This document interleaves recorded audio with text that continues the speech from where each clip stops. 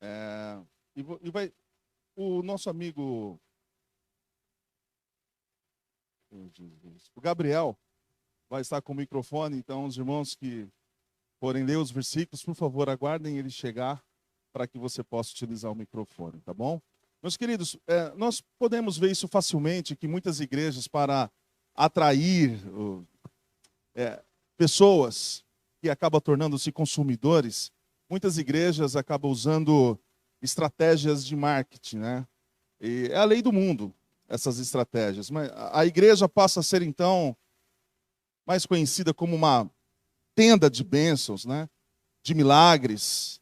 Então, o evangelho que é pregado nessas igrejas, que tem essa tendência de atrair somente pessoas e não ter nenhum compromisso com a palavra de Deus, elas não pregam o evangelho.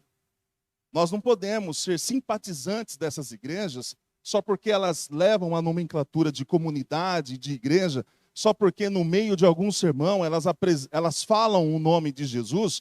Nós não podemos aceitar isso como uma verdadeira igreja, e como se isso fosse uma normativa, né? Porque muitas pessoas acabam simpatizando. Ah, o importante é que ele está falando do evangelho. Não, o evangelho não tem essa proposta. O evangelho não tem essa proposta de transformar Deus em um gênio da lâmpada, gênio da lâmpada. Eu ia falar do Aladim, em que as pessoas fazem apresentam o seu culto, apresentam o teatro e depois acham que têm o direito de fazer alguns pedidos e Deus aceitar esses pedidos. O Vitor Bruno, ele postou essa semana no Facebook dele um ancião de uma igreja. Esse ancião estava dizendo assim: olha, você precisa orar. E a oração é como se fosse um investimento que você faz no banco. Você faz bastante orações, você ajuda as pessoas e Deus vai colocando isso em um departamento como se você pudesse sacar depois. E aí ele disse assim: e quando você estiver passando por um problema, você chega até a Deus e diz assim: Senhor, será que tudo que eu fiz, todas as orações que eu fiz, não podem me ajudar nesse momento? Né? É uma barganha que as pessoas fazem com Deus, como se a oração fizesse Deus mover as suas mãos. Fica bem claro que as nossas orações não movem a mão de Deus. Deus, ele faz o que ele entender. O querer e o efetuar pertence a Deus. A oração faz parte da nossa mudança e não da mudança de Deus. A oração nos torna dependentes da graça do Senhor, da bondade dele, da vontade dele. Porque no Evangelho nós aprendemos que a vontade que deve ser feita em nossas vidas é a mesma vontade que é feita lá nos céus. É a partir de Deus e não a partir dos nossos clamores. Ah, devemos parar de orar então e pedir? Não, peça, mas o Senhor não é obrigado a atender a sua demanda. Porque essas igrejas, elas tentam transformar Deus em um office boy, em um empregado, né, através desses exercícios espirituais. E não é isso que a palavra de Deus nos ensina. Então, aqui é uma inversão. Nessa proposta, a proposta dessas igrejas invertem. Ao invés de você aprender através do evangelho como ser um servo de Deus, essas igrejas ensinam que Deus é o teu servo, o teu gênio, né? Mas essas pessoas que acostumam com essas igrejas, com esses métodos, quando eles vêm para uma igreja e o pecado deles são confrontados, aí eles dizem: ah, não dá, eu não quero isso. Eles começam a tratar a igreja como se fosse uma loja, em que você entra e você não é bem atendido, e você diz: nunca mais volto nessa loja. Aí você vai lá no Pé de Figo e reclama da loja, aí todo mundo começa a ir atrás. Quem não conhece o Pé de Figo é um inferno em Valinhos. Vai lá ver, uma reclama até da barata que atravessa na rua. E essas pessoas, então, é como se elas fossem um restaurante, não fosse bem atendido pelo garçom, que é o pastor, e elas dizem: eu não volto mais aqui. Por quê? Eu quero uma igreja que atenda as demandas, as aspirações que eu tenho, e não a realidade de quem eu sou. Eu quero ir para uma igreja em que mostre para mim tudo aquilo que eu não sou. Eu quero, é como se fosse, existe uma expressão no mundo das drogas, biqueira. É onde o indivíduo compra as drogas. Lá tem um traficante. E aí esse indivíduo compra uma quantidade de drogas. Ele usa aquela droga e aí de 0 a 300, imagina um velocímetro, de 0 a 300, é o prazer que ele sente. A segunda dose vai ser de 0 a 100. Para ele chegar aos 300, ele vai querer usar mais drogas ainda para poder alcançar aquela satisfação que ele teve. E ele não vai conseguir. Essas igrejas se transformam em biqueiras. E aonde o pastor parece ser um traficante que vende uma droga de um evangelho anátema, e as pessoas começam então a absorver aquilo e querem uma repetição ainda maior. Por isso que você vê pessoas que vão em todas as igrejas. Ela vai na igreja fulana de tal, ela vai na ciclana de tal, porque ela quer absorver alguma coisa que sirva para ela, que atenda às aspirações e às ansiedades dela. Então ela diz, não dá para continuar. O melhor, então, que elas acham é ir para uma igreja que tenha um programa, né, inteiro e prazeroso, onde o seu ego será afagado. Né? Por isso, esses cultos passam a ser divertidos, com muita música. Né? Eu fui convidado um dia para pregar em uma igreja. A ética e a educação que eu aprendi no seminário não permite eu dizer que é a igreja Church, em Campinas. E aí, eu fui convidado para pregar, e eles disseram assim, Enéas, o culto vai começar às 7. Big Church, o culto vai começar às 7. Vai ter um grupo de louvor muito conhecido, que já foi no Faustão, já foi lá no Geraldo Luiz, famoso a beça, já gravou com Oficina G3, enfim. Eles vão cantar das 7 às 8. Das 8 às 9, você prega. Perfeito. 1 hora de pregação, vou pregar só 40 e ainda deixar as portas abertas para voltar outro dia. Irmãos, eu cheguei 10 para 7. Eles começaram a cantar pontualmente 7 horas. 8 horas, cantando. 8h15, cantando. 8h20, cantando. 8h45 eles estavam cantando. Até que o pastor veio até a mim, assim, eu estava sentado como está o pastor aqui, ele sentou ao lado e eu estava em pé. Eu não estava aguentando mais tanta música, minha cabeça já estava doendo. E ele disse assim, Enéas, era 15 para as 9. Eles vão acabar 10 para as 9. Tem como você pregar até as 9? Eu não estava cantando nada. Naquele momento eu fechei os olhos, irmãos, e não dei atenção para ele. Ele falou, e eu ali, com os olhos fechados, eu falei, ele vai ver só que é bom pactuasse. 5 para as 9. Ele me deu a oportunidade para pregar. Irmãos, é difícil você fazer um sermão. É difícil você preparar um sermão para pregar. E ele havia dito para mim que eu teria 1 hora para pregar. Mas a questão não é o tempo o pouco tempo que havia para eu pregar, mas a quantidade de músicas, e que eles diziam, o rapaz disse assim ainda, olha, nós vamos ouvir agora o Enéas pregar, mas olha, tá tão gostoso que a gente nem precisava ouvir pregação. Você deve ter escutado isso, né, pastor? Olha, foi tão bom que a gente nem precisa mais, né, irmão? E os irmãos, amém! Ah, meu irmão, eu pensei assim, olha, eu nunca mais volto aqui por causa de tudo isso. Então eu vou pregar o que tem que pregar, pronto, acabou. Irmão, 5 para as 9, foi até 5 para as 10. Não me deram nem oferta para gasolina, que era longe a beça. O pastor nem me cumprimentou, foi embora. Mas, que isso. Maior luta, Douglas, para preparar um sermão. 5, 10 minutos, uma devocional. Não dá. Então, você observa que muitas igrejas estão assim. Tentam atrair as pessoas pela música. Tentam atrair as pessoas por métodos. E Deus não unge métodos. Somente para atrair pessoas. Não para pregar o evangelho.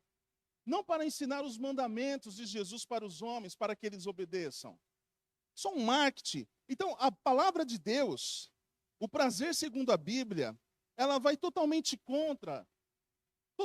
na contramão desses métodos. O que significa amar o mundo? Vamos observar o que o apóstolo João, em sua primeira carta, no capítulo 2, verso 16, nos ensina sobre o problema de amar o mundo? O Douglas, olha lá, irmão. 1 João 2,16.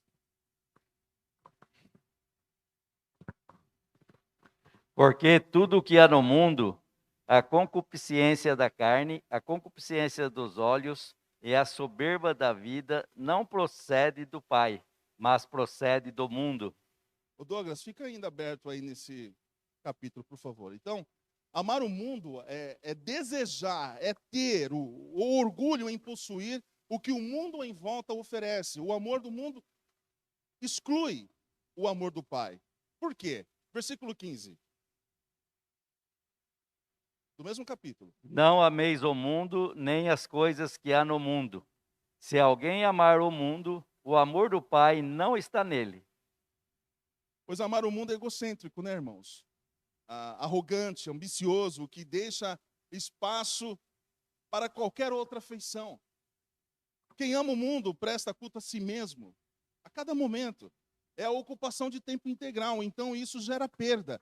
Olha o verso 17 que nos ensina. Ora, o mundo passa, bem como a sua concupiscência. Aquele, porém, que faz a vontade de Deus permanece eternamente. O mundo não vai durar. Os verdadeiros servos de Deus, entretanto, não têm de enfrentar tal perda. Por quê? Porque Deus é amor e o nosso desejo deve ter como foco o Pai e o Filho, em uma comunhão que já existe e que nada pode interromper. A nossa satisfação, o nosso prazer de vir para o culto não deve estar relacionado a quem vai pregar. Eu falo, pô, alguns irmãos quando... não, deixa isso para lá. Vamos embora, vamos partir. Por isso que é melhor seguir, professora. É melhor seguir o que está escrito. Né? Isso aí, Adriano, fica para uma outra história. Então, o nosso desejo, o nosso foco, quando entramos para uma adoração, deve ser totalmente focalizado a Deus. E Deus nos satisfaz. Deus, Ele nos enche de prazer quando nós temos Deus como foco da nossa alegria e da nossa satisfação. Não é? Com essa análise, parece que João faz um diagnóstico apontando para nós uma doença.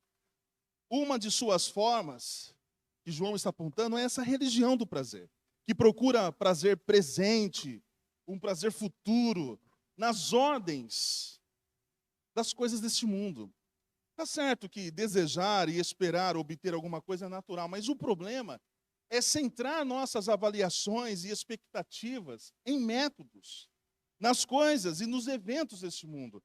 João indica a cura, um direcionamento do amor e da esperança, de maneira que aqui e no além possamos ter somente Deus como nosso foco de todo prazer, de toda satisfação. Não é? Vamos para o segundo ponto, que é a teologia do prazer. Conectar-se no prazer e na felicidade é garantir que você nunca chegará a nenhum lugar com isso. Quando você foca esse hedonismo de que você tem que ser feliz, de que você tem que ter alguma coisa para ser feliz, você nunca será. Porque a necessidade, os nossos olhos não cansam de ouvir, os nossos olhos não cansam de ver, os nossos ouvidos não cansam de ouvir. Existe uma necessidade tremenda em nossas vidas que somente Deus pode satisfazer. E quando os homens começam a focar essas necessidades nas coisas do mundo, a tendência dessa necessidade aumentar é muito grande. Olha o que a Bíblia nos ensina no Salmo 9 e verso 2. Um irmão, por gentileza, não é somente o Douglas o nosso orador, você também pode ler. Olha, o primeiro, Salmo 9, 2. Segundo, Salmo 16, 11. E o terceiro, Salmo 43, 4. Então vamos para o primeiro Salmo. Salmo 9, 2. Levanta suas mãos, uma das suas mãos, para que você possa ler. Pastor. O outro irmão já em 16, 11. Alegrar-me-ei e exultarei em ti, ao teu nome, ó Altíssimo. eu cantarei louvores. Salmos 16, 11. Levante sua mão. A irmã Marli. Faz-me-ás bem a verdade da vida. Na tua presença há fartura de alegrias. A tua mão direita há delícia perpetuamente. Amém. Salmo 43, 4.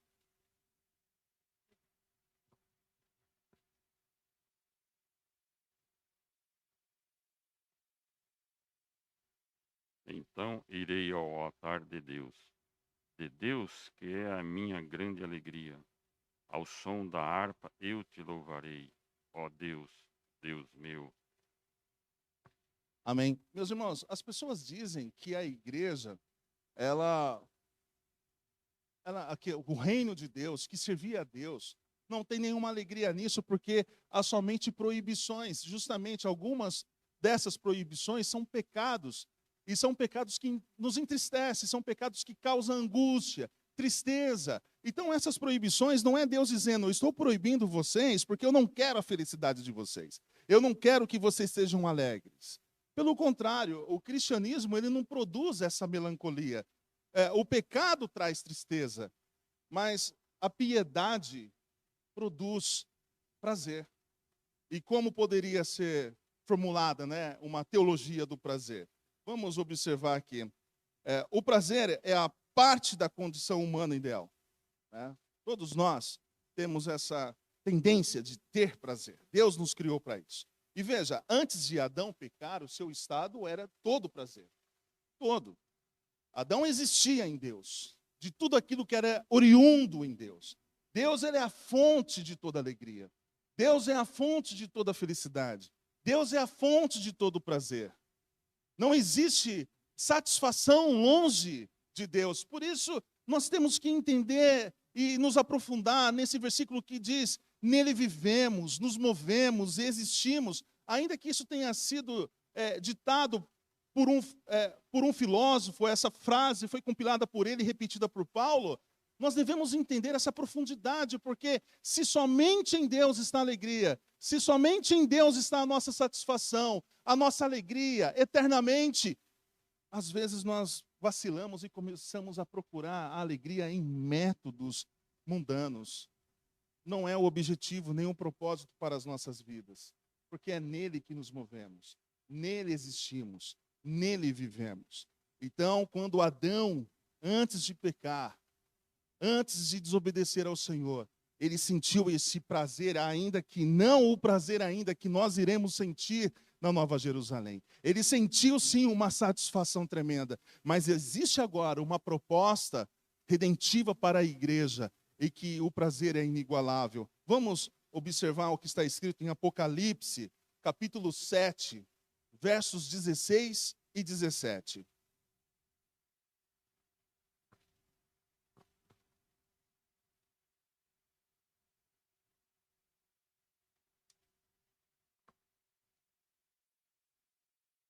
Levanta a sua mão, por favor.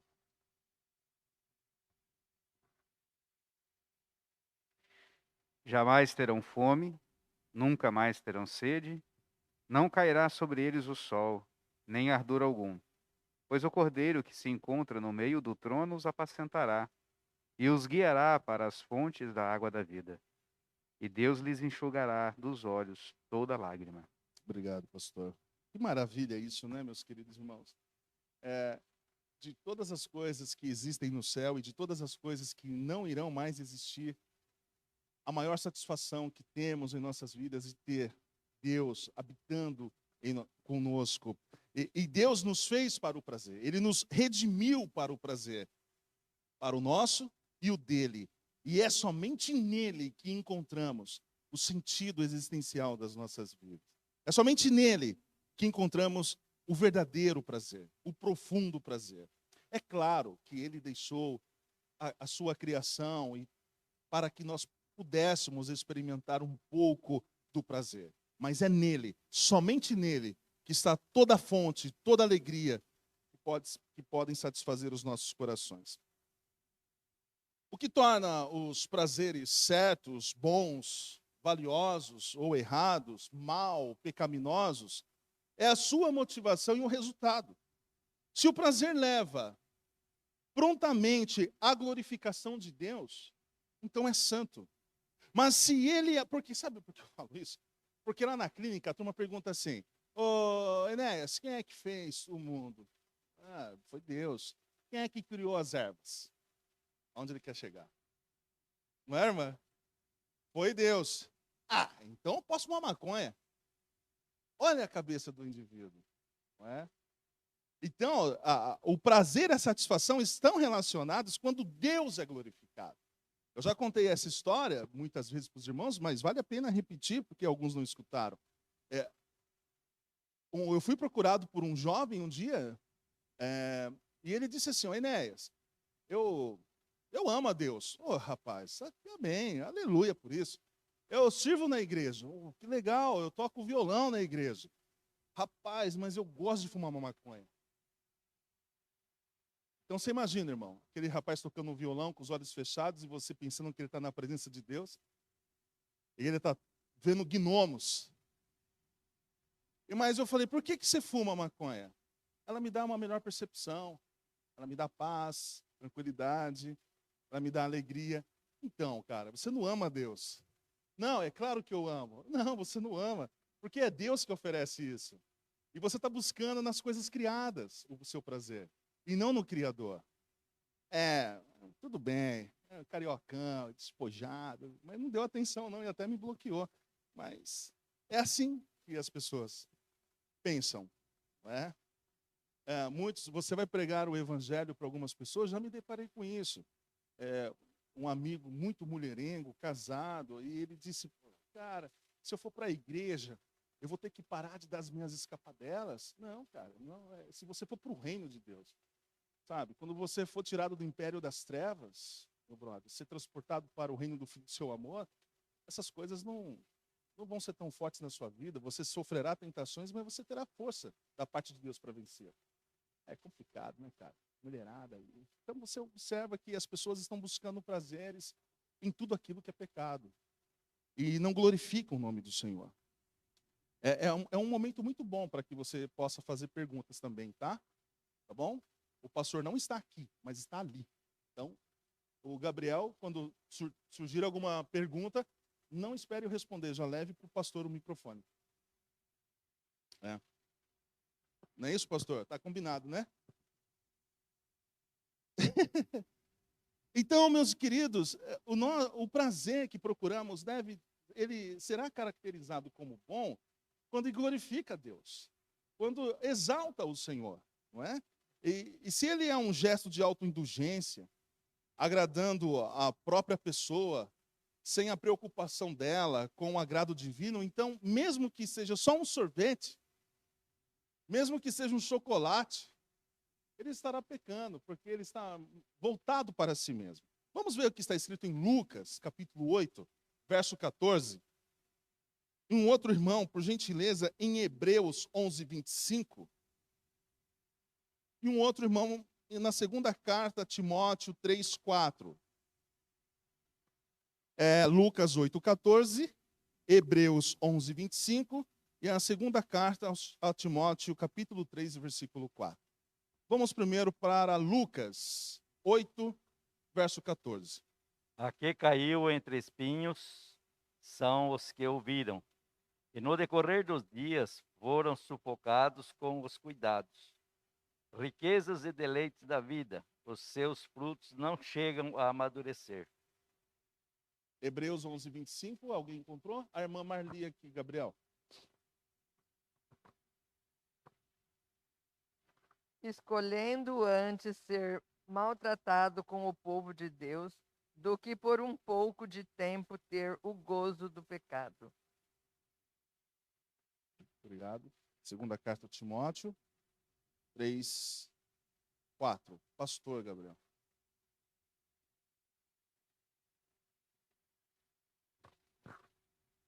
Traidores, atrevidos, enfatuados, mais amigos dos prazeres que amigos de Deus.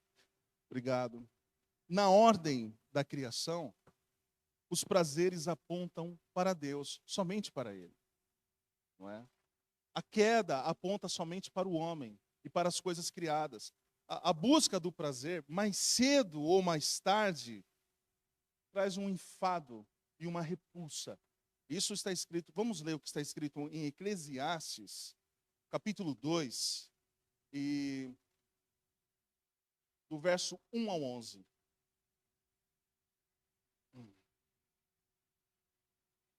Pastor, o Douglas já foi. Ô Douglas, é uma leitura extensa, é do versículo 1 ao 11. Pode, não, o pastor misericordioso já está aí, pode ler. Aí, o pastor amarelou.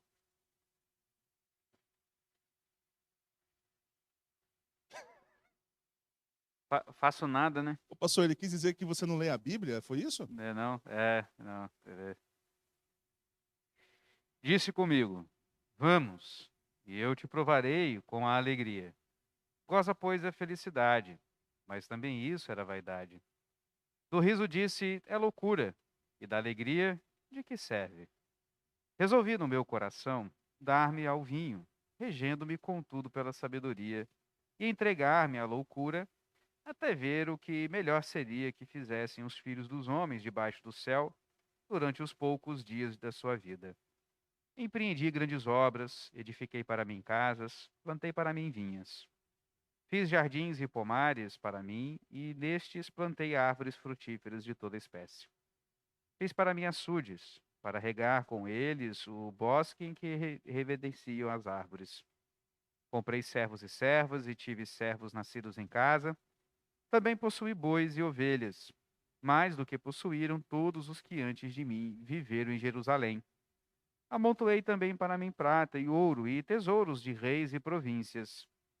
Provi-me de cantores e cantoras e das delícias dos filhos dos homens, mulheres e mulheres. Engrandeci-me e sobrepujei a todos os que viveram antes de mim em Jerusalém. Perseverou também comigo a minha sabedoria. Tudo quanto desejaram os meus olhos, não lhes neguei, nem privei o coração de alegria alguma, pois eu mesmo me alegrava com todas as minhas fadigas, e isso era a recompensa de todas elas. Considerei todas as obras que fizeram as minhas mãos, como também o trabalho que eu, com fadigas, havia feito. E eis que tudo era vaidade e correr atrás do vento, e nenhum proveito havia debaixo do sol. Pastor, leia os versos 24 e 25, por favor. Nada há melhor para o homem do que comer, beber e fazer que a sua alma goze o bem do seu trabalho. No entanto, vi também que isto vem da mão de Deus, pois separado deste, quem pode comer ou quem pode alegrar-se? Obrigado, pastor. A religião do prazer busca tudo isso. Vamos ver agora nesse próximo ponto que essa religião do prazer, dessa satisfação, ela acaba cometendo muitos erros. Vamos ver agora esse próximo ponto, que a religião do prazer é radicalmente errada. Quem pratica esse tipo de religião se recusa a negar a si mesmo, a si próprio, e rejeita o programa disciplinar de Deus. Vejam, meus queridos, um dos princípios elementares do discipulado é você negar a si mesmo. Mas a religião do prazer, ela não tem essa abertura, né? O egocentrismo é a essência da imagem de Satanás na humanidade decaída. É não se ver como existindo para o prazer do Criador e se estabelecer como centro de todas as coisas. Nós podemos ver isso em muitas músicas, não é? E muitas músicas que são tocadas em algumas igrejas é centrada inteiramente no homem. Não é em Deus. Você vai vencer, você é isso, você é aquilo, você é isso. Nós sabemos que somos mais do que vencedores por causa de Jesus Cristo, mas essas músicas e coaches que existem hoje na igreja, centrado no homem. Eu vou conseguir. Existem pessoas que você diz assim, olha, até semana que vem, se Deus quiser, ele há de querer. Uau, nossa, hã? As pessoas dizem isso. Essa semana eu escutei isso. Olha, até quinta que vem, se Deus quiser, ele há de querer. Uau, nossa. Hã? Aí você observa que as pessoas assim estão totalmente distantes. E o triste é que são cristãs, né? É que são cristãs, mas estão voltadas para si mesmo, para o seu próprio prazer. Como um menino aí, um pastor muito famoso disse, no coração de Jesus, você é o centro. E essa frase ficou muito famosa, que a centralidade do coração de Jesus é você, somente você. E as pessoas se sentem, começam a determinar as coisas. Eu vou vencer, eu declaro isso na minha vida. Eu declaro, você não pode mais falar que você está doente para alguns cristãos. Não pode, está amarrado, irmão. Não fala isso aí, não. Diz assim, eu estou curado. Eu conheci um irmão que câncer. Oi, pastor. Olha, e essa dor de cabeça não foi legal, pastor. Eu tive que buscá-lo ontem, e no áudio, ele colocou assim para mim. Ele estava falando de algumas coisas, ele disse assim, e você vai de jeans. Aí, assim, tá bom, eu vou de jeans, então. Cheguei lá, todo molecão, de tênis, calça jeans, não sei o quê. Ele pegou, fez assim em mim. Você não tinha um terninho para colocar, não? Falei, mas você falou para eu colocar jeans. Eu não falei isso, não. Falou, rapaz, olha o áudio aqui. A Vanessa escutou, amor, você falou para ele colocar jeans. Mas o que o pastor estava querendo dizer? Você vai de James, motorista. Alguém bata na cabeça dele para voltar ao normal. Era James, de motorista. E eu fui de jeans. Aí tive que trocar e pôr roupa de pastor. O pastor aí. Vou orar por ele, né, pastor? E, meus irmãos, eu conheci um homem que estava com câncer. E aí eu perguntei, e esse câncer? Não, eu não tenho câncer. Eu não aceito isso. Não, mas não é assim. Essas pessoas decretam, eu estou curado em nome de Jesus. Mas ele morreu com essa doença. Nós não precisamos disso. Nós não precisamos negar a realidade. O prazer que Deus nos oferece, a alegria que Deus nos oferece, ela não é uma droga, um entorpecente que nos tira da realidade. Não é? Ela é real, é verdadeira. E nós podemos encontrar a felicidade ainda em Deus, mesmo passando pelos apuros que essa vida tem a nos oferecer. O Cabrini, ele fez uma reportagem com uma mulher que ela tinha mais alguns dias de vida por causa do câncer. Essa entrevista está disponibilizada no YouTube. Aquela mulher, ela está alegre, ela está feliz, ela tem 2 filhos, ela diz assim, eu sei que eu vou deixar os meus filhos, mas eu terei um prazer ainda maior quando eu fechar os olhos para este mundo, em ver o meu Jesus Cristo. E ali naquele momento, ela estava alegre, feliz, porque a consolação que Deus traz aos nossos corações é muito maior do que todas as aflições que podemos passar no tempo presente. O apóstolo Paulo aponta isso. Eu tenho por certo que as aflições desse tempo presente não são comparáveis com a glória que em nós há de ser revelada. E essa satisfação, essa alegria é que produz em nossas vidas força para viver e enfrentar todos os dilemas e as aflições desse tempo presente. É a alegria do Senhor. A alegria do Senhor é a nossa força. Olhando para nós mesmos, nós não temos alegria. Nós não temos aonde encontrar alegria neste mundo. Mas a alegria do Senhor é a nossa força. Deus é alegre. A alegria faz parte da nossa caminhada cristã. Mas essa alegria é proveniente de Deus. E não essa alegria gerada por métodos humanos, né? Vamos lá, o egocentrismo é a essência da imagem de Satanás, como havia aqui apontado, né? As pessoas são o centro de todas as coisas, né? O orgulho é o nome bíblico para essa síndrome de autoafirmação, né? De autoadoração. Seja feita a minha vontade. É isso que funciona nessa teologia. Adora-se a forma do cristianismo, mas fica corrompido no seu espírito, né? É uma tentativa de manipular Deus, de controlar Deus para os seus próprios objetivos, como se ele fosse o seu mordomo. Está certo que Jesus Cristo, ele disse, certa vez, quando ele estava em uma mesa, ele perguntou quem era o mais importante, aquele que serve ou aqueles que estão ali assentados. E Jesus apontou que é aquele que serve, e seria ele que estava ali servindo. Mas Jesus não é o nosso empregado. Jesus não é o nosso mordomo, né?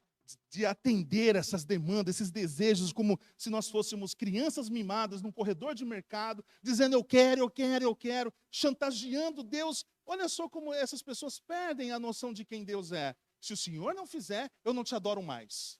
Mas quem está perdendo com isso? Deus, ele nunca vai deixar de ser Deus. De geração a geração, ele é poderoso. De geração a geração, ele é eterno. De geração a geração, ele é santo. De geração, por toda a eternidade, ele é perfeito. Quem perde em não adorá-lo são os homens. E eu já acompanhei pessoas nesse sentido. De dizer, olha, eu não vou mais servir a Deus. Por quê? Olha só, a gente dá dízimo, a gente vai para a igreja, a gente ora, aí, olha só que ele permite.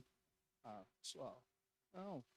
Essas igrejas, elas acabam realmente e mancham as verdadeiras igrejas, né? Porque o povo aí fora não quer saber que é a igreja fulana de tal, não é? Hoje em dia é um perigo quando alguém chama você de pastor. Ô pastor, aí o cara fala, ih, olha lá, ó, esse aí, ó. E se você anda num carro velho, olha aí, esse pastor não é um exemplo, porque anda num carro assim, se você anda com um carro novo, olha lá. Se você anda mal vestido como pastor, olha só um pastor como se veste. Se você põe uma boa roupa, olha, ostentação. Está perdido, né, pastor? Só Deus para ter graça mesmo. Aceitando. Eu estou emagrecendo. Eu vou dar umas roupas para você. Uma condição necessária para o discipulado de Cristo, como havia apontado, exige abnegação, autonegação. Mateus 16, 24 e Marcos 8, 34, por favor.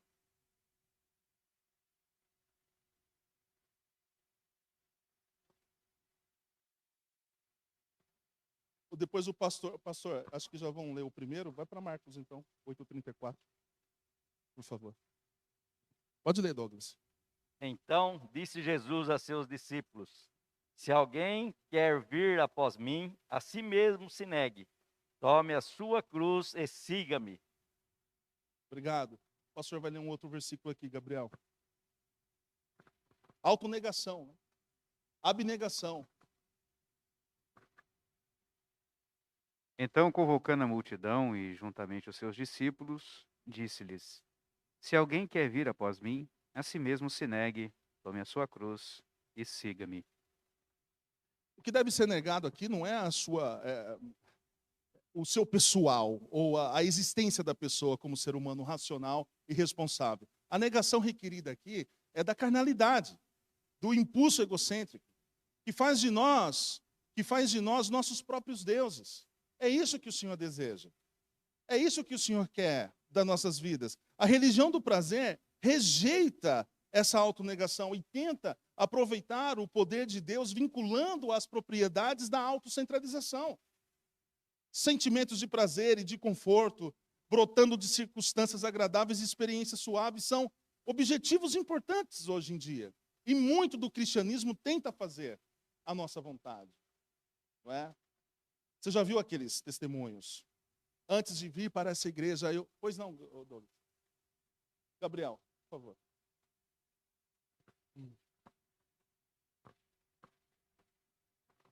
E um complemento, né, daquele versículo que eu li, está em próprio Mateus 10, 38.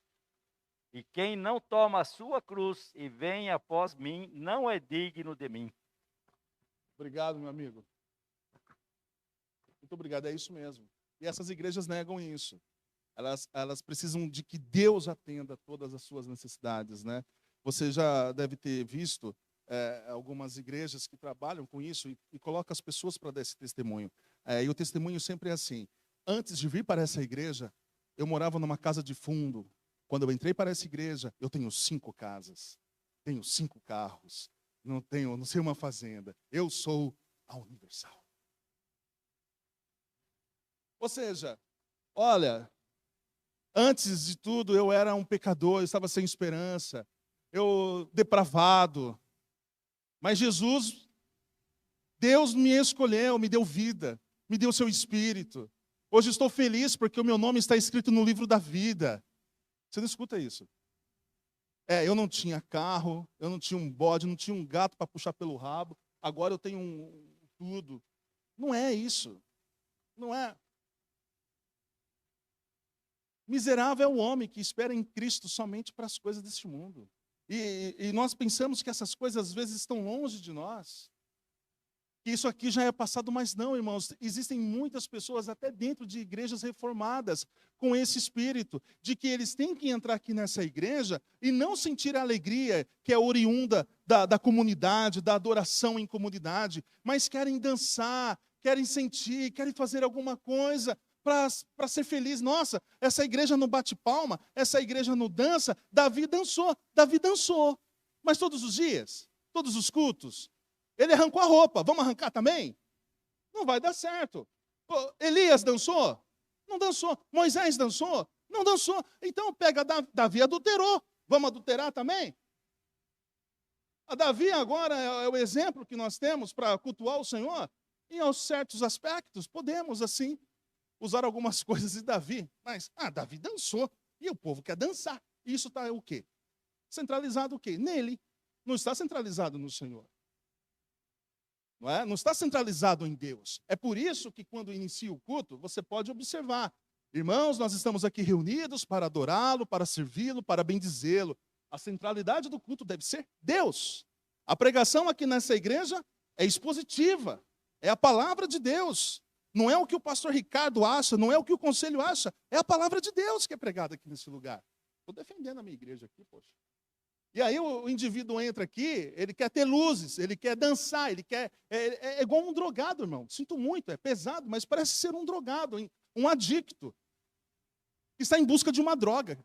E aí, se a igreja não se inclinar a esses desejos, eu vou embora. Tem um monte de igreja aí. Então o indivíduo não está interessado em cultuar Deus, está interessado em ser cultuado, não é? É autocentralização. Vamos lá. O tempo já está pedindo para terminar. Meus irmãos, é bom ter confiança nos recursos ilimitados de Deus e altas expectativas de ser libertados do mal, mas ver a oração como sendo uma técnica para fazer Deus dançar segundo a nossa música, não é certo. Isso não vai dar certo. Não vai rolar. De você querer que Deus venha atender. E você vai ficar muito triste por isso. Porque, olha, para a sua sorte, Deus não atende todas as suas orações, viu? É para a sua sorte. Para a sua felicidade, Deus não responde muitas das suas orações.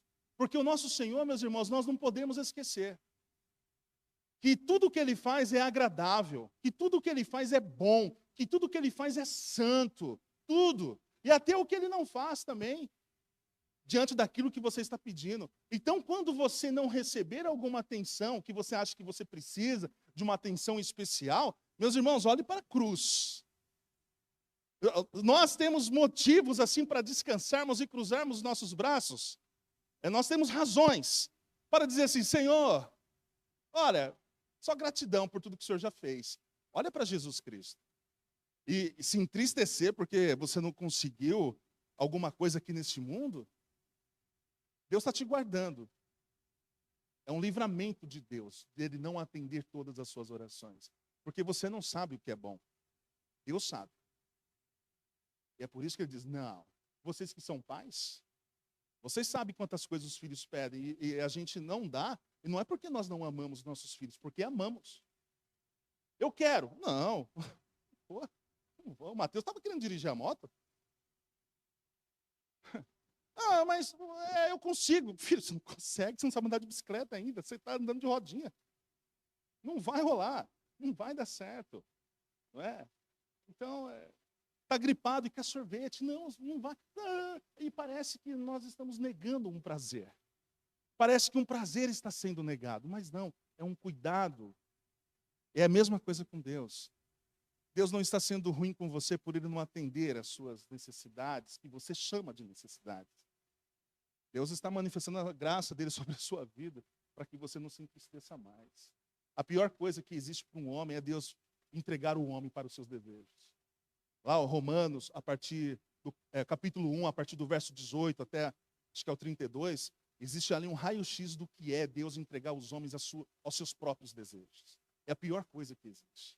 Portanto, então, o evangelho, o discipulado de Jesus começa de negar a nós mesmos que a religião da satisfação, do prazer, não tem nenhum desejo que isso ocorra. Jesus nos ensinou a orar de uma outra forma dessa afirmação, dessa religiosidade. A religiosidade do prazer, a oração e a temática, a filosofia faça a minha vontade. No Evangelho Jesus nos ensinou, faça-se a tua vontade. Na oração do Pai Nosso, Senhor, que seja feita a sua vontade. Essa é o nosso fundamento. Todo o nosso fundamento existencial está fundamentado nisso. Senhor, seja feita a sua vontade. Somente a sua vontade. E nada mais. Vamos para o fim. Como nós podemos evitar a religião do prazer? Não esquecendo do que está para vir aí. A nossa vida eterna com o Senhor. Vamos lá, que ainda dá tempo. Nós começamos, era por volta de 9h40. Eu não vou chegar até 9h40, mas vamos ler esse verso que está em Mateus, alguns versos em Mateus no capítulo 5. São os versos 22 a 29. Pastor Gabriel.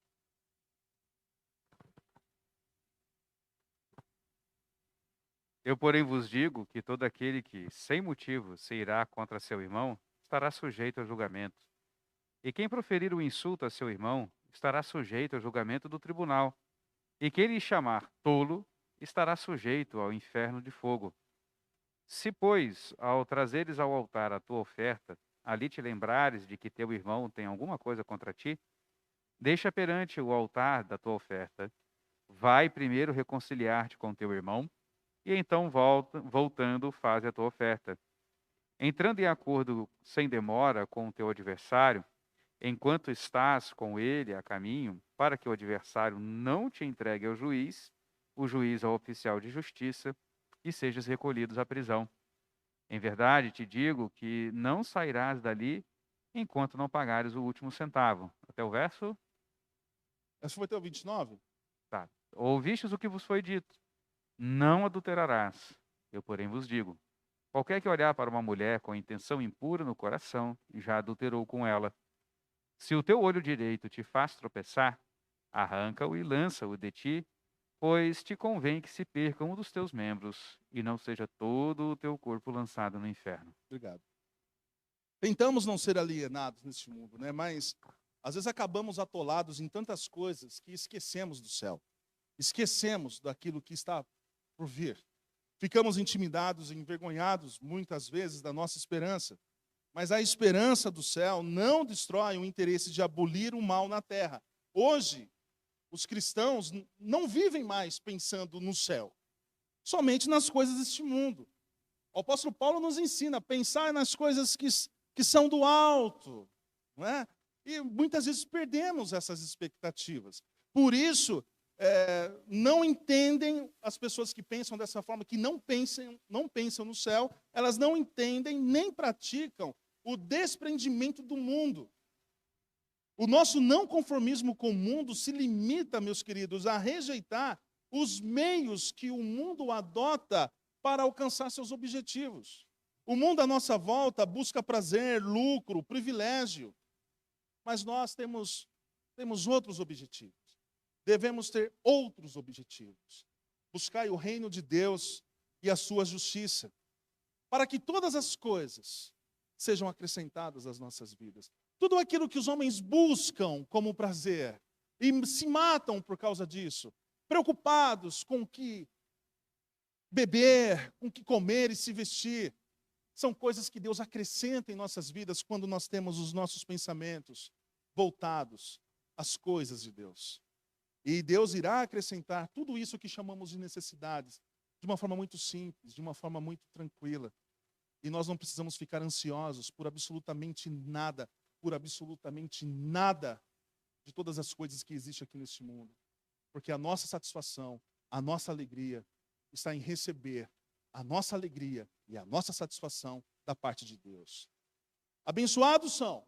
Eu pulei algumas coisas ali porque não vai dar para tratar. Eu pensei que tinha pouco, mas observando, se eu for falar do resto, eu não vou ter oportunidade igual a outra igreja lá.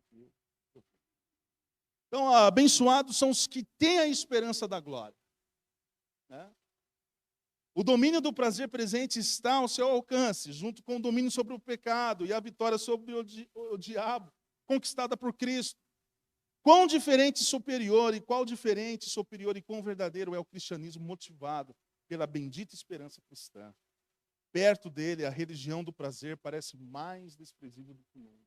Toda a satisfação que Jesus nos oferece, toda a satisfação que o Espírito Santo nos dá.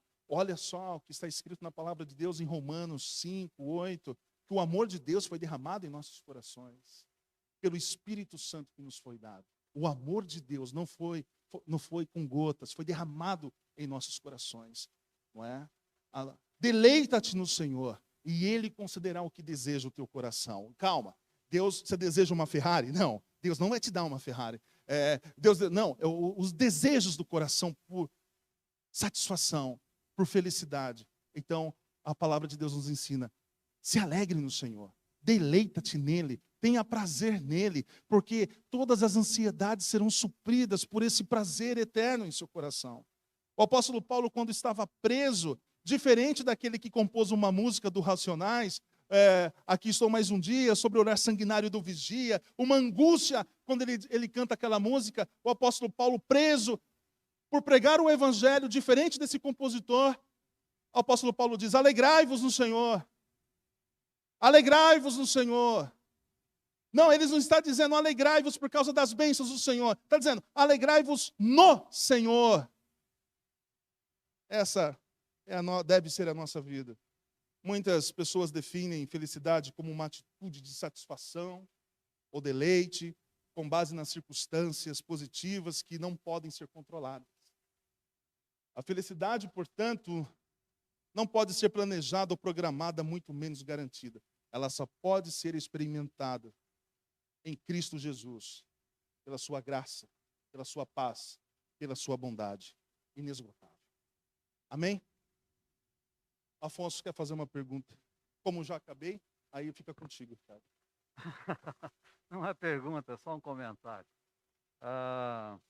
Na reunião de oração dessa semana, eu comentei com os irmãos que, depois lá do meu primeiro infarto, eu esqueci muitas coisas. Né? Eu queria dizer que a tua aula me proporcionou um pequeno prazer hoje. Amém. Porque eu me lembrei de uma leitura que eu fiz há uns 50 anos, né, que já tinha me esquecido. Um escritor, André Gide, ele tem um livro, Os Frutos da Terra. Ele diz lá que todos os seres vivos, né, todas as criaturas, elas se movem em direção ao conforto, ao que lhes dá prazer. Né? Então ele citava lá, deixar uma planta ali numa região sombreada, ela vai crescer em direção ao sol, né? Que isso lhe proporciona alimento e prazer, enfim. Né? E aí ele fazia um paralelo com o caminho da humanidade, da história da civilização, que se move em direção da busca desse conforto, desse prazer. E a tua aula hoje, ela não desdiz o André Gide, mas ela coloca na perspectiva correta, né, de que todos nós devemos, está na nossa natureza a busca desse prazer, mas ela deve ser buscada em Deus, né, por todos aí os motivos que você elencou. Então, obrigado aí pela sua aula, foi uma boa aula, gostei. Obrigado, presbítero. Vamos fazer uma oração? Fique em pé, por favor.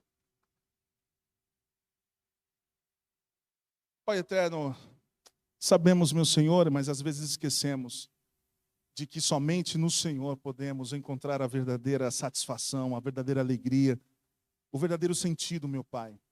O Senhor é a fonte. O Senhor é a fonte da paz, da alegria. O Senhor é a fonte, meu Senhor, de todo o acalento que a nossa alma deseja. Infelizmente, meu Senhor, por muitas vezes, nós somos levados, meu Senhor, por causa do pecado que ainda insiste em nossas vidas, de nos afastarmos, meu Pai, dessa verdadeira bondade, dessa verdadeira graça. Meu Pai, que sejamos restaurados, meu Senhor, dia após dia, que não podemos esquecer, meu Pai. Nos ajude, porque nós somos dependentes, meu Senhor, inteiramente da sua bondade. Nos ajuda, meu Pai. Nos ajuda com a sua bondade, com a sua misericórdia, de nós não procurarmos, meu Senhor, na pornografia, no adultério, no sexo, no dinheiro, nos métodos, meu Senhor, que existem neste mundo, esses métodos falsos que prometem a alegria, mas não podem cumprir. Que possamos estar livres, meu Senhor, que possamos nos encher mais de Ti, da Tua palavra, que possamos ouvir mais o Teu Espírito Santo, meu Pai. Nos ajude também, meu Pai, a contemplar, meu Senhor, a compartilhar essa alegria com aqueles que estão nas trevas, com aqueles que ainda estão buscando, meu Senhor, no mundo, nesse mundo enganoso, nesse mundo corrupto, cheio de escuridão, estão buscando através desses métodos a alegria que somente o Senhor pode dar através do seu Filho Jesus. O Teu Filho Jesus é a própria alegria para as nossas vidas.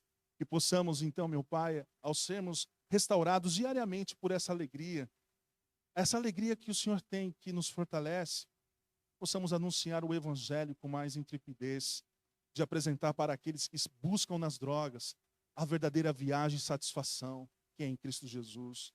Aqueles que estão buscando na prostituição, meu Senhor, a alegria, as escapadelas, de mostrar, meu Pai, para eles que a verdadeira alegria e satisfação está em um relacionamento íntimo contigo e não com prostitutas.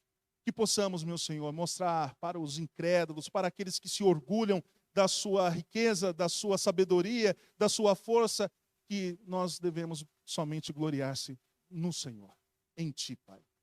Que assim seja em nossas vidas, que assim seja com a Igreja Presbiteriana de Valinhos, que possamos estarmos satisfeitos com a alegria que vem de Ti.